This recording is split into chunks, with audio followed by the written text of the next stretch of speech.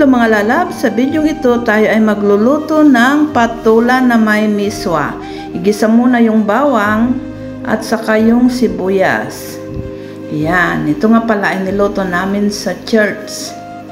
Dahil diop ngayon, Buddha's birthday, yan ang aming dinner. Iginisa yung bawang, saka sibuyas, tapos ilagay yung dried shrimp na maliliit. Ang tawag namin sa Ilocano yan ay koros. Yan, yung koros ang tawag namin dyan, yung maliliit na hipon. Tapos, saka ilagay yung sardinas. Yan na siya, nilagay na yung sardinas. Halo-haloin muna, lagyan ng kaunting tubig, saka ilagay yung patula. Ang patula, fresh na fresh yan. Masarap yan mga lalabs, matamis. Ano yan? Sa Ilocano, tawag namin ay kabatiti. Yan.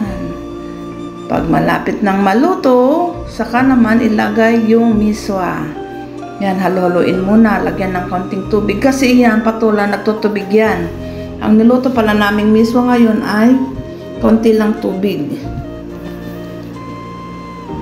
Ano siya mga lalabs?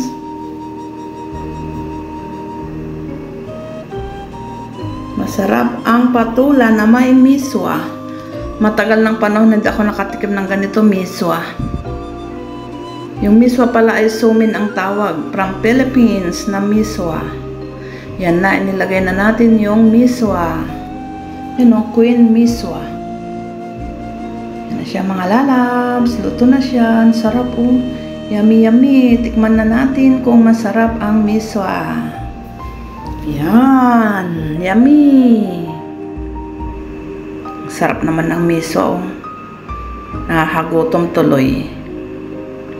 Matamis kasi fresh na fresh yung patula. Yan. Luto na siya mga lalabs. Ready na mga lalabs. Naluto na ang miswa. Yummy yummy. Ang sarap ng miswa. Miswa na tuyo, hindi matubig kasi baka hindi namin maubos. Ilan lang kaming kakain sa church kasi mga nag-uwian na. Kaunti lang yung mga nag-day off ngayon. Buddha's birthday. Yummy yummy. Sarap po.